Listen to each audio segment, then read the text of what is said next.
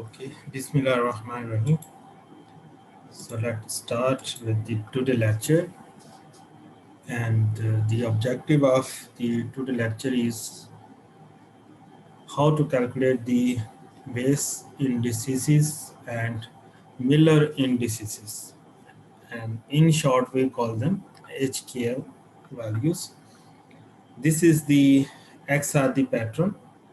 And if you have a look on all these peaks, and this is the data against intensity against the 2 theta degrees, and each peak is labeled with these three digits, and these are called the HKL values or the Miller indices at respective 2 theta degrees. So today we are going to learn how to calculate these Miller indices by using the XRD pattern. So actually, what is the understanding of the HKL value? Because we are discussing the crystal, and the crystal is having some sort of the planes or the faces, and each plane is going to intersect with at the different coordinates x and y and z axis. So actually these are the intercept or the intersection of the plane at the x axis, y axis and the z axis. So let's start with the understanding and how to calculate first the Weiss indices and the Miller indices. And before this, I am going to explain the basic concept behind this one. And this is very, very important and easy to remember. There is no as much complication to understand this concept to calculate the HKL values. So let's suppose I'm starting with the very basic. These are the three axes. This is the origin point indicated with the O, and this is the x-axis, this is the y-axis, and this is the z-axis. Let's suppose you have a plane. This is the plane. One plane I have shown over here, and these are the boundaries or the intercept of a plane. And here I am calling it a unit plane. This is the smallest part of the crystal, let's suppose, and having a unit plane. And this is the boundaries or the intercept of the unit plane are the A, B, and the C. Let's suppose this is going to intersect at the x-axis, y-axis, and the z-axis. So this is one of the plane, and we call it a unit plane in a unit cell. So remember, in one of our previous lecture, we have already discussed the unit cell. So here I am going to discuss the one of the unit plane of the unit cell, which is going to intercept at the x-axis, y-axis, and the z-axis. And here the first unit plane is the A, B, and C. So now what is the distance starting from the origin to the intercept over here? From O to A, it is the A, and it is along the x-axis. And similarly, from O to B, it is the intercept from O to B is the, let's suppose it is the B, and from O to C it is the C at the Z axis. So these are the intercept A, B, and C are the actually the intercepts of this unit plane at x axis, y axis, and the z axis. Now another important thing is there should be an the angle uh, between the all these three axes, and the angle may vary, and but here it is important to remember the angle that is opposite to the x-axis is called the alpha. That is here. This is the angle between these two axes, and but simply we call it the angle opposite to x-axis is called the alpha, and the angle opposite to the y-axis is called beta, and the angle opposite to the z-axis is called the gamma. So you must remember all these international understanding or the concept to define a unit plane. Now, let's suppose this is another plane. This was a unit plane. Now I am talking with the any plane which is maybe the multiple of the unit plane, and here another plane is the having the intercepts of the p, q, and r. Is similar to the unit plane is having the a, b, and the c intercept. So the intercept PQR is parallel to the intercept or the unit plane of the ABC. Similar, these this is parallel to the ABC, and this may be the any plane. And now, what are the intercepts of this plane? This is the x-axis, and now from O to P, let's suppose this is the LA. A is the same. What is the intercept along the x-axis? And L is the small whole number, but maybe in fraction. So if it is 2, this may be 4 and 6 and so on. So L is the small whole number, and small a are similar to the intercept of the unit plane along the x, y, and the z axis. Similar, now you just have a look at this point 0 to q. This is the from starting from here to q, it is the intercept along the y-axis, and this intercept is called the mb. B is the small or the unit plane, and m will be the small whole number multiple to the b. And similar to the z-axis, it is the intercept from O to R, and the distance between O to R is the nc, and again c is the unit plane from here to here, O to c, and this would be the n would be the small whole number, and this may be, I mean, any number, the whole number, or maybe in fraction number. So actually the intercepts are very important over here, and this is a plane is going to interact or going to intersect at the x, y, and z axis, and we are now going to know what is the ratio of all these three intercepts along the x, y, and the z axis. So these are the ratio. What is the ratio between the x, y, and the z axis? And it should be the LA, MB, and NC. So with this ratio, you are going to understand actually how much is the intercept along the x-axis, y-axis, and the z-axis, and what is the ratio between all these three axes. Actually, this is the basic understanding of the unit plane. Now, I'm going to calculate the Weiss indices first. This is the same which I have explained in the previous slide, and that's for the ratio between x, y, and z axis is LA, MB, and NC. So the coefficient or multiples uh, uh, of L, M, and N are called the Weiss indices of the particular plane, and there may be a variety of plane in a one unit cell. So we are talking each plane in a unit cell. So this is, I'm going to talk you that the only the one plane. So one plane is going to have a intercept along the x, y, and the z axis. Let's suppose this is the ratio we have discussed over here. Let's suppose this is the unit plane, 2 2 sorry intercept along the x-axis is 2, intercept along the y-axis is 2, intercept along the z-axis is 1.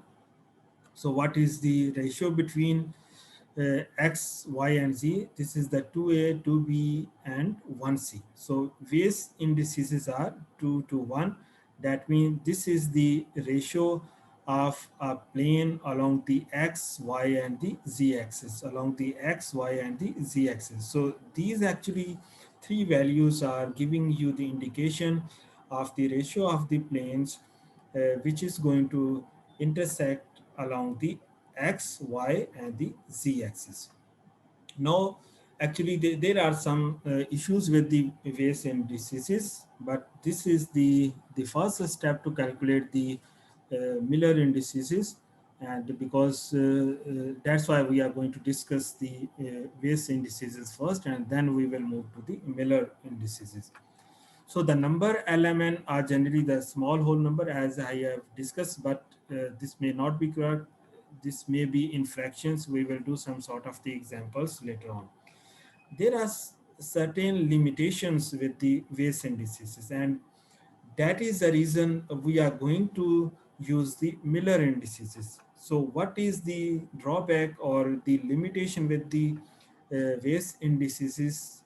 It is if the plane, that means any face, is parallel to one of the axis. Let's suppose it is parallel to the z axis. This is the x, this is the y, and the three dimension is the z, and this axis may be any. Let's suppose this is the x axis, and one plane is cutting, is going to parallel with the x axis.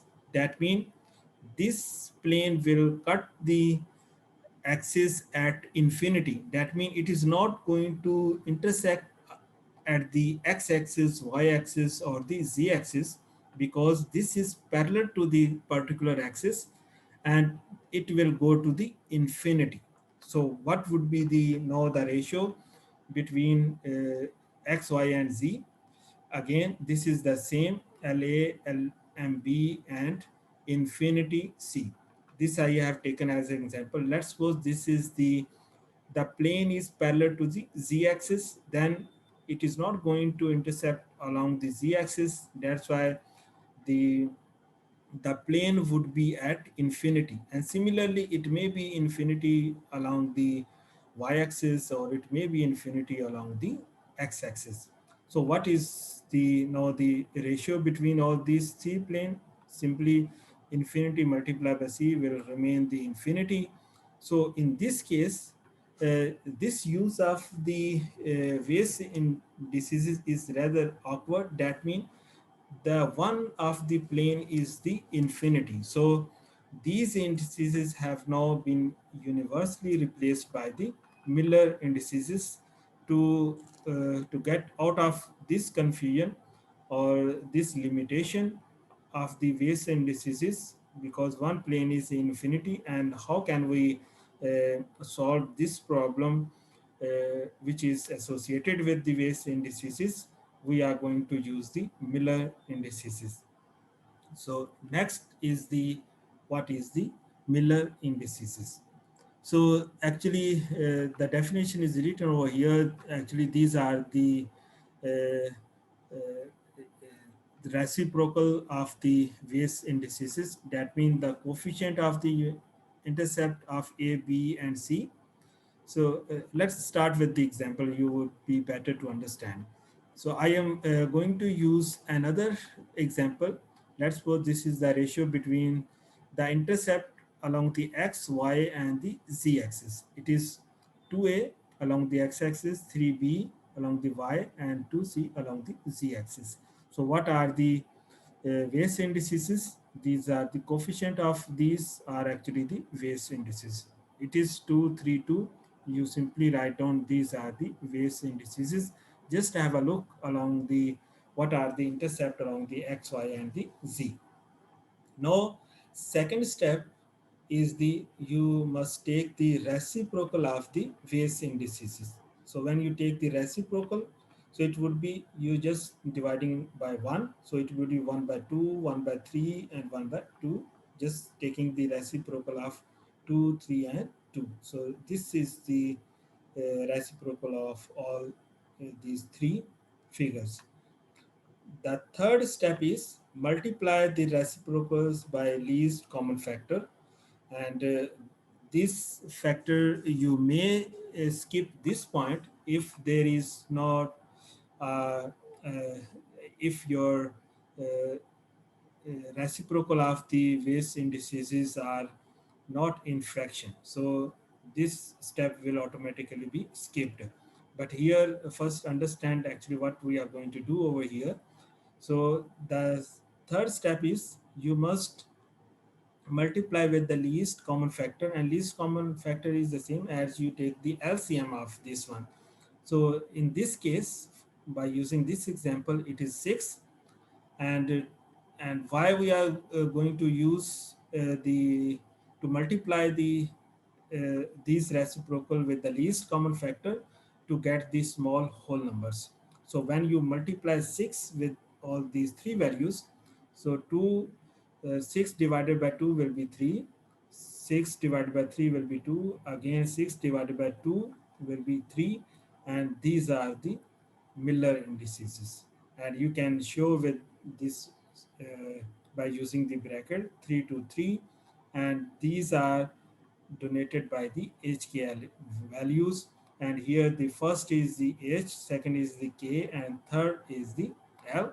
And this is the plane, the values of the plane of the face whose Miller indices are the HKL values, and these are the same as I have mentioned before. These are the HKL value or the Miller indices as given in this XRD pattern, and this is the intensity against the 2 theta degrees. You are getting this spectra from the XRD. And let's moving to another example. Let's suppose these are the intercept along the x, y, and z.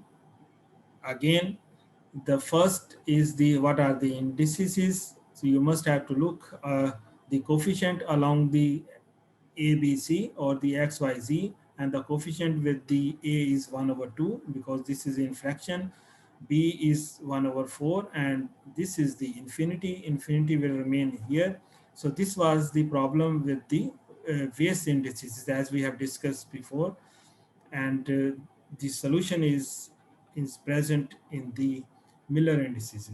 So the second step is you take the reciprocal of the Weiss indices, and this is the reciprocal. That means you have to divide by 1. So this will be 2, divide 1 by 1 by 4, this would be the 4, and 1 by infinity, that would be equal to 0. And there is no need to multiply with the least common factor because this is already in the whole number. So that uh, this was I have just discussed before. So here, hence the Miller indices are the 240, and the this plane is indexed as the in bracket 240 plane. Similar to the another example, let's suppose if the intercept along the ABC or the XYZ axes are infinity, B infinity. So Weiss indices are the infinity. If it is B is written over here, that means it is understood it is 1, and this is an infinity. When you take the reciprocal, 1 divided by infinity is 0, 1 divided by 1 is 1, 1 divided by infinity is 0. And there again there is no need to multiply with the least common factor because it is already in the whole number. So these are the Miller indices, and your plane is described as the 010 plane. Let's have a look another example. If the intercepts are 2a, 4b, and the 3c. So Weiss indices are the coefficient of these three intercepts. So it is 2, 4, and 3. And when you take the reciprocals of these three intercepts, so this would be 1 by 2, 1 by 4, and 1 by 3. Now you have to multiply with the least common factor because all these are in the fraction. So here the least common factor is 12, it is just the by taking the LCM, and when you multiply with the 12, this will come up with the value of 6, this will come up with the value of 3, and this with the value of 4. And the Miller indices are 634, and your plane is described as 634 plane. So these are this is the last one example. uh, the plane or the intercept on the crystallographic axis may be in negative, because the intercept may be negative because there are the both values, the positive x and the minus x, positive y and the minus y, and positive z with the minus z. So let's suppose if intercepts are a minus b c. So a mean it is multiplied with the 1. So the Weiss indices are 1, minus 1, and 1. Again, reciprocal of all these will give the same value. 1 divided by 1 with the same value. There is no need to multiply with the least common factor. And the Miller indices are the same, 1, 1 bar, and 1. So only thing to remember over here, if the one of the intercept is negative, you have to put on the bar on that particular intercept to express the uh, Miller indices. So this is just only the difference between the positive and the negative value. So in this case, your plane is 1, 1 bar, 1. And similar, this is another example.